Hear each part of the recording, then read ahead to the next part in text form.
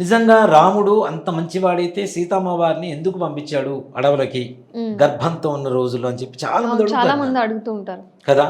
దేవుడు దేవుడు కదా, ఆ, జీవుడు లాగా ఎందుకు ప్రవర్తించాడు, సాటి మనిషిలాగా ఎందుకు ప్రవర్తించాడు అంటే దాంట్లో ఉన్న గొప్ప ఇది ఎవరు తెలుసుకోలేరు నాన్న. నిజంగా మనకు కూడా బాధేస్తుంటుంది, రే కడుపుతో నామని పంపిస్తున్నాడు అని. ఉమ్, దాంట్లో ఉన్నటువంటి గొప్పతనం ఏంటంటే రాముడు వనవాసానికి పోతుంటే రాజ్యంలో ప్రజలు అందరూ ఏడ్చారు తండ్రితో సహా. అరే వెళ్ళవద్దయ్యా వెళ్ళవద్దయ్యా వెళ్ళవద్దయ్యా అని ఏడ్చారు. ఉమ్, అంటే దానికి ఏంటి, కైక కోరింది తప్పు, రాముడు ఇక్కడే ఉండాలి, వెళ్ళడం తప్పు, కరెక్ట్ కాదు, ఉమ్, వెళ్ళొద్దని బతిమిలాడారు.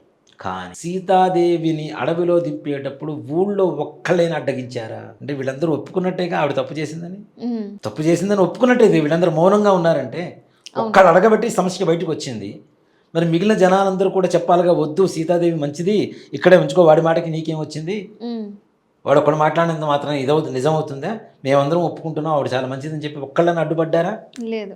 అడ్డుపడలేదుగా.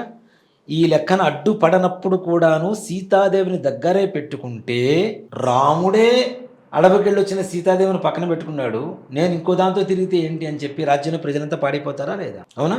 రాజ్య అంటే సుపరిపాలన, మంచి పరిపాలన చేసిన వాడే రాజు. అక్కడ లోక కళ్యాణం కోసమేగా, జనాలందరూ మంచిగా ఉండాలనేగా తన కుటుంబాన్ని త్యాగం చేసి గొప్పగా నిలబడ్డాడు. ప్రతి ఒక్కళ్ళు ఏమనుకుంటాం, ఇంతే సీతాదేవిని అడవిలో పంపించేశాడు రాముడు. ఎందుకు పంపించాడు? ఇంత ఒక్కళ్ళు కూడా అడ్డుపడని వాళ్ళందరూ ఒప్పుకున్నట్టే. ఉమ్, సీతాదేవి లంకలో ఉంది, ఆవిడ మంచిదని చెప్పి నువ్వు నమ్ముతున్నావు కానీ మేము నమ్మటం లేదని చెప్పి చెప్పకుండానే చెప్పినట్టు కదా. మరి ప్రజల వాక్కు పరిపాలన కూడా చేయాలి కదా తప్పనిసరిగా. ఉమ్, ప్రజలు ఒప్పుకున్నదే రాజ్యం అవుతుంది కదా, రాజు ఒక్కడే కాకుండా. అవునా? కాబట్టి వాళ్ళందరి ఆలోచనల మేరకు ఇలా నేను ఒక్కడిని చేస్తే రాజ్యంలో ఉండే ప్రజలంతా పాడైపోతారనేటువంటి ఒక మంచి సంకల్పంతో సీతాదేవిని తీసుకెళ్ళి అక్కడ దింపేసి వచ్చాడు. ఇంత గొప్ప ఆలోచన ఎవరికి వస్తుంది? దేవుడికి కాకపోతే మనిషికి వస్తుంది.